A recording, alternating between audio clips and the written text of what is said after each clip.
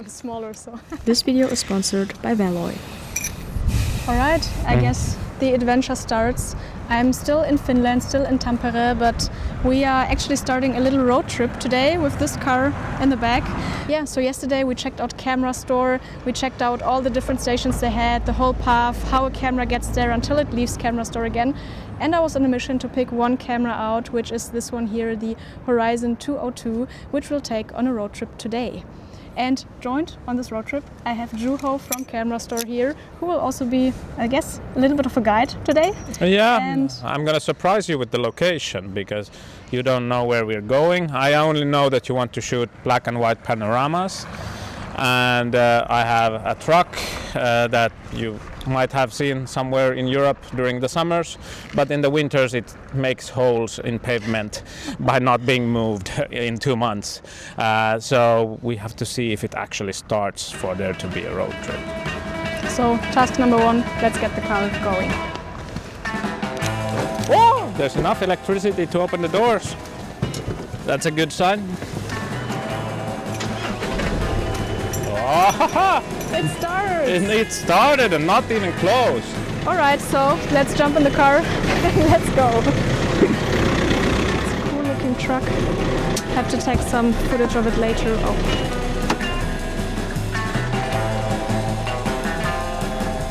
I'll drive this a bit forward so we get the other car on the spot.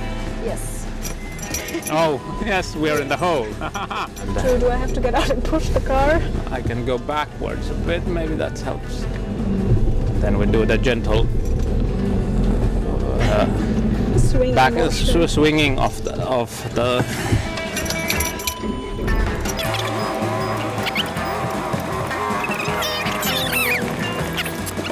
Now we're out.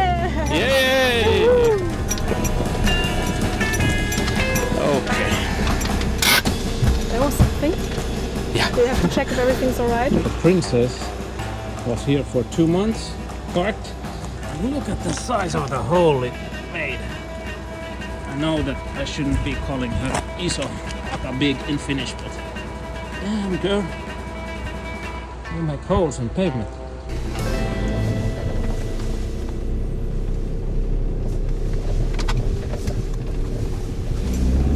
Doesn't sound too bad for not being driven for so long. Yeah, I think it's actually quite fine. Well, we jumped right into the adventure, but let me explain what's actually going on in this video. So, the whole point of this trip to Finland was to visit Camera Store and learn more about the rescue of old cameras on this big scale. But since I already made the trip out here, I was of course also eager to shoot some film myself and explore the nature around Tampere. Local people said though that I picked the wrong time for my visit at the end of March, since it's right in between winter and spring, which was overall a little bit grey and dull. You have like almost six seasons of different types of colors and different types of ranges of colors in the and different type of light also, because in the winter if there's any light, it's like super contrasty, the white snow makes it like it's the most contrasty thing ever. And then on the summer that you have light all year everywhere. It's like a 4-hour blue moment in the evening and 4-hour blue moment in the morning basically. So. And so here in Tampere, what's the least amount of light per day you get in winter? Is it like 4 hours? Or? Winter, like I would say it's like 9:30 to maybe 1:30. So maybe 4 hours is like. I mean, I used to live in Norway for a little while, so Yeah. it was the same. I'm kind of used to it, but Yeah. still, it fascinates me every time. And I feel like if you experience this form of extreme season change, you appreciate each season a bit more. Yeah, if you remember to stop. I guess that's the general problem of humanity, that we are starting to forget how to stop and appreciate whatever season we are in, be it a good season or a bad season. Yeah. Basically, I wanted to loan a car and go on a little photography trip, but Juho, one of the co-founders of Camera Store, offered to join me, which was amazing. The car ride with Juho, chatting about photography, cameras, communities and so much more was incredibly inspiring already, and I feel like I could fill an entire video just with our car conversations. Yeah, right. I mean, I don't really know where we're going, so that will be a surprise as well. Is this the parking spot here? I can park here. Okay. So in the last video you saw that I picked something out from Camera Store to shoot today, the Horizon 202. And in addition to that I also brought my own personal Hasselblad Xpan. So Roadtrip with 2 panoramic cameras. Very excited to see how it will turn out. Yeah, one leaning more towards the kind of perfect reproduction side of having like, you know, a parallel film plane, the other one with a swinging lens mechanism. That's leaning more into the like experimental side of things. It will not be a direct comparison between the two, but more like a fun shootout. But I'm guessing that probably we'll still see the subtle differences in the 2 cameras. And I guess we're here at the spot. Yep, we just arrived. There's a little red toilet.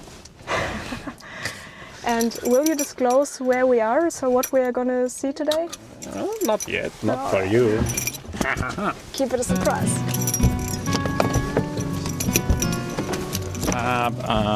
Water bottle with you?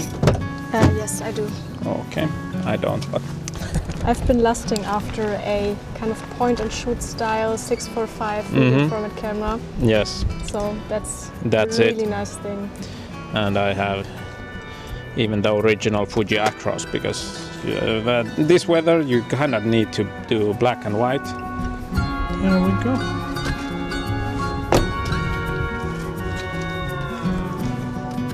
That's the camera of choice for today, the Horizon 202 that we picked out from Camera Store yesterday. I heard that these things are kind of quirky to load.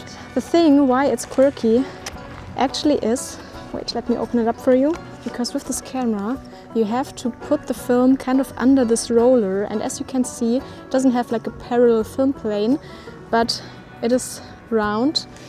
And how it looks from the inside if you take a shot is also rather interesting to see.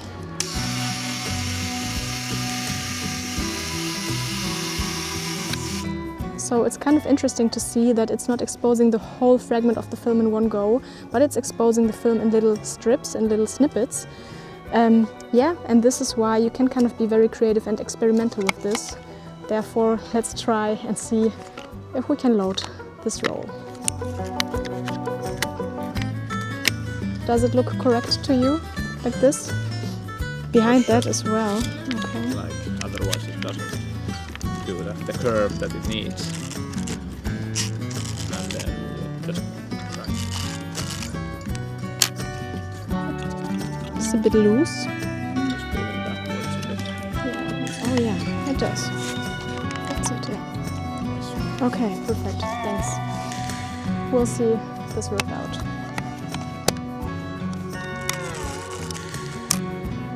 Looks alright.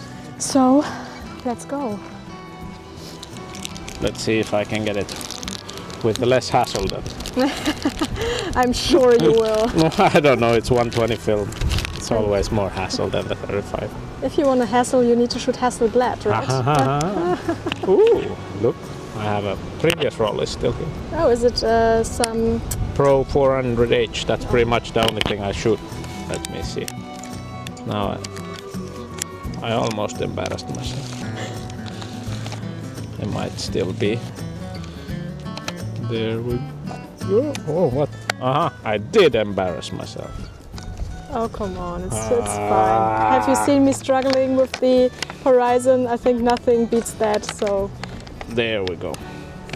Now it should be correct. Start. I mean, it's kind of relatable that even if you're a pro and you've been in the business for 500 years, this is how film works. You sometimes stumble upon things you know, unexpected things you didn't stumble upon before.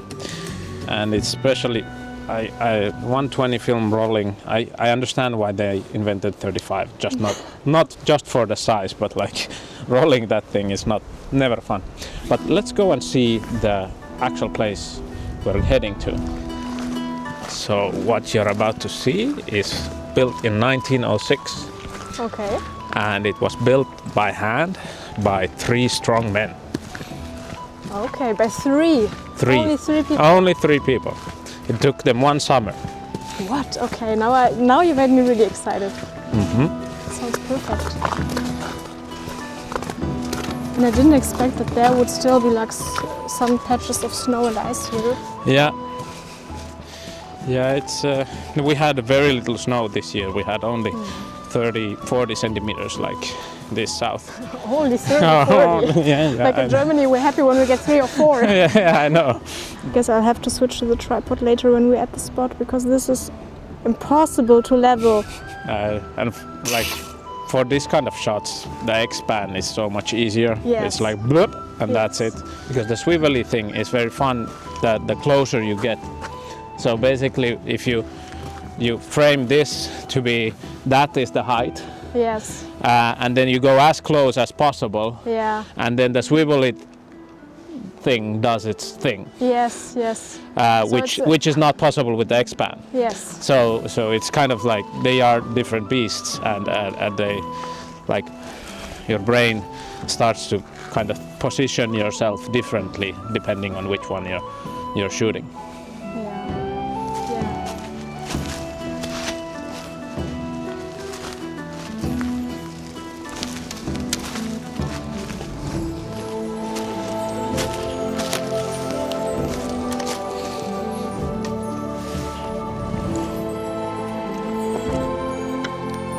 It seems the troll has a big ice pack in her mouth. I assume it's a lady. I don't know about trolls. It's always odd. So water frozen inside. Yeah. Wow. So this is Troll Mountain. It's not the place we're actually going, but it's a kids' place in the summer. That's a cafe in the summer, and there you can come and eat crepes. We call them lattu in Finnish. But the cool stuff, well, I guess this is cool too, but the other stuff is still behind. The cool and the cooler stuff. There's starting to be a glimpse. Make sure to hold the camera like that, because if you hold it like that, your fingers might be in the frame since it's so wide. Camera, but I'm excited to see how the trees will look like and how distorted they are if you point it upwards. Oh, yeah, that's an interesting one.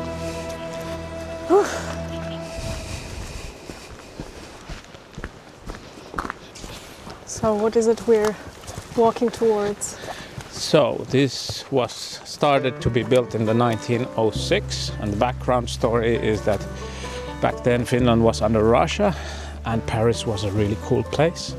So all the Finnish kind of cool painters, whatever, writers, whatever, they would end up in Paris. And this is one of them. They commissioned for their summer house to be built here. Oh, wow. They loaned the land from the city for 50 years, and then they had 3 strong men just take the rocks that are around here and pile them up to create this. And are the rocks kind of connected by anything like cement, glue, or No. anything, or just like that? Just like that. That's impressive. And they did put like moss or sand for insulation purposes. Yeah. So the wind doesn't go through, but they're just stacked. And the background is that behind that there is a thing that in Finnish we call the Devil's Field, which means that there's like rocks after rocks after rocks, just a field. We'll see it soon. So there was a lot of rocks. So you can do this. This is your photo challenge for today. Oh yes, I can see it in black and white. Yeah. It seems that he actually hanged out more in Italy than in Paris, but anyhow, his name was Emil Danielsson. That's the artist who lived here. Yeah, and it was an artist couple, also his wife Hulda Aurora. They lived every summer here until the 60s.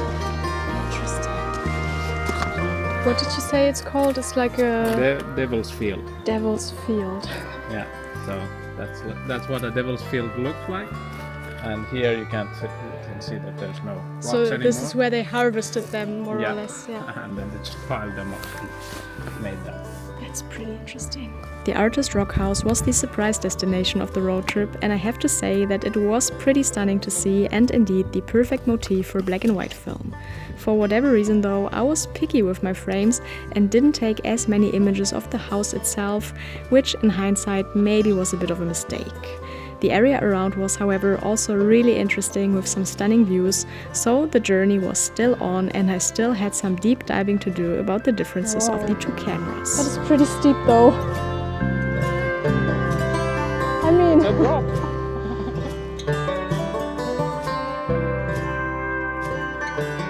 I think the shutter doesn't sound too bad. Oh. That's actually perfect, Juho. You know, I guess I need to take the image like that. Yes. You need to take an image like that? Yes. Okay, I'll go this way, sorry. It was actually better this way. Okay, the forest is good. Yes. So.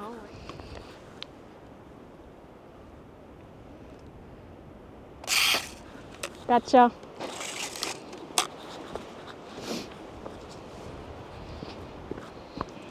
Yeah, the bedrock here is... It's amazing, yeah. No. But before we continue this trip, I wanted to thank Valoy, the sponsor of this video, and simultaneously also answer a question I commonly get about how I scan in my panoramic images. Probably we're not in focus then. Hi there. Sorry for the little disturbance. I just decided to jump in real quick to show you how I scanned in the image for this episode, because I am super curious and I want to see my images as quickly as possible, and scanning in panoramic images isn't always as easy, so I thought I'll show you my way. And I'm actually so impatient that I'm scanning them from my hotel room here in Tampere. It's the next day, because all I need is what you see here on the table. I have this with me anyway, which is the Fujifilm X-S20, which is my main video camera that I use for filming. So all I needed to bring in addition to be able to scan my film on the go is this, and these are actually two parts. We have the macro lens here, and on here we have the Valoy Easy 35, which is like a light tight box with different film holders, so I don't have to adjust anything to my environment, I don't have to shut the blinds, I don't have to do anything. I can just assemble everything and start scanning straight away. But before I will tell you about it too much, let me simply show you.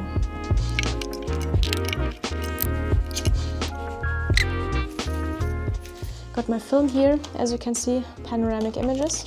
The Easy35 has the duster accessory on, by the way, which is kind of handy because this keeps dust and specks off.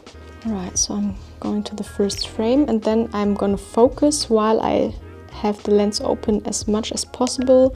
Gonna do manual focusing so that I can jump in and use the focus peaking feature. Once it's good, I'm gonna stop down the lens actually. And with panoramic images, I will have to stitch them in post. So what I do is that I take two images of one frame and kind of photograph both halves. Later stitch it in Photoshop, which is just like a two-click thing and it's rather fast. And to do that you have to open Photoshop, go to Files, Scripts, load files into stacks, and you will open both halves as individual layers. To stitch them you need to select both and go to Edit, Auto Align Layers, and they will be blended into one image. In case the exposure was maybe not 100% identical on both halves, you can also use Auto Blend Layers later to make sure it looks like one coherent frame. To invert the negatives into positives, it's easiest to use a dedicated conversion software. In the past, I've mostly used Negative Lab Pro, which is a plugin for Lightroom, which means that you need to have access to Adobe's Creative Cloud. But lately I've been experimenting with Smart Convert by Filmomat, which is a standalone program which gave me great results. So that's it. Once again, thank you to Valoy for doing cool products like these to be able to scan film on the go. Thank you to Camera Store for making this trip possible. And now, without any further ado, let's take a look at some more of the frames.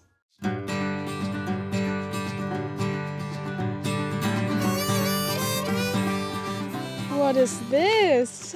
Oh, I almost littered. I'll show you the problem. I have a pole in my pocket. Luckily we are in Finland, so not so many people who could accidentally drop by and pick it up. Yeah, I guess. Yeah, this one I wouldn't have remembered to go and find in the lost and found of the ski center. That's for sure.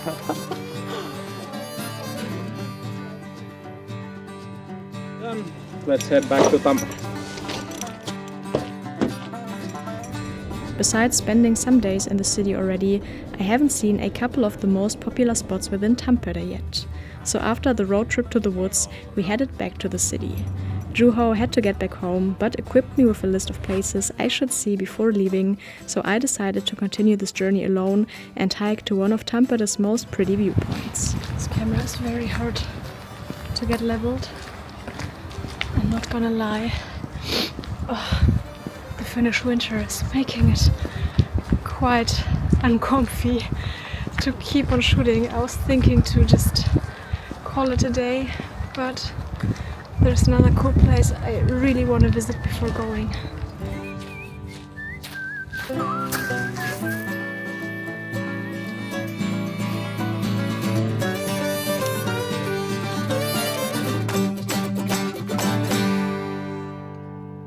Shooting the horizon in nature, mainly including organic shapes, is one thing, but shooting it in the city with things like architecture and dominating straight lines is a totally different thing. I personally find that this is where it actually gets interesting, because you can see how much the curved film plane actually affects the final image. This is also where the difference between both cameras is most visible, since the lines and angles on the Xpan images look perfectly normal, but very unnatural on the horizon, which is a look you either hate or love.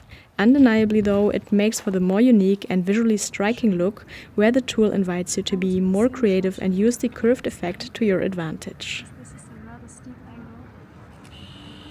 I'm showing it here, you will see the difference.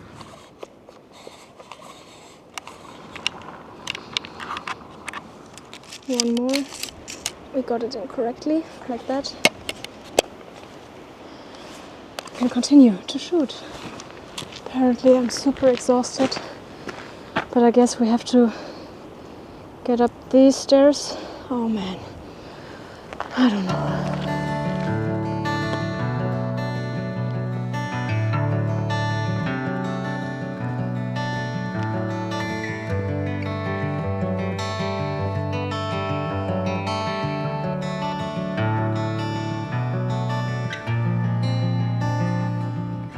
By the way, this particular horizon I borrowed from Camera Store was listed as not passed because the functions of the camera were not possible to be checked with the available machinery, so the price it was listed for was pretty cheap actually. Nonetheless, as you can clearly see, it was working just fine, with the little exception that the right side of the frame appears a bit blurry when shot wide open, which most likely might be a user error, since I probably didn't wind the film tightly enough. Therefore, this would have been a great possibility to score a steal, but besides the temptation, I brought it back to Camera Store before my departure. I made it to this view spot just about in time before the last light is gone, so I will be quick, shoot my last shots here with the horizon and the Xpan before I will call it a day. So let me quickly film an outro here. So once again, thank you to Juho for bringing me on this road trip, for showing me around, for showing me all the good spots and being patient with me while I set up my camera and all that. And of course, thank you for watching. I hope there was something interesting for you in this video to see the comparison between the Xpan and the Horizon, which are two, pretty similar cameras, as in that they shoot panoramic images, but at the same time they couldn't be any further apart.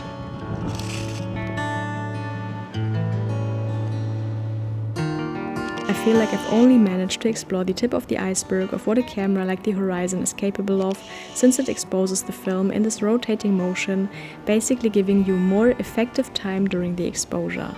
This allows for some fun experiments of bending time and space, so to speak, which immediately made me think of Jeff Bridges' work with his white lux. Before returning the camera to camera store, I met my friend John, and we of course had to try this effect of moving during the exposure, which is something I would like to play with more in case I ever get a camera like that in my hands again. So I hope that this was interesting for you. I'm gonna rush now, so thanks for watching and see you in the next episode.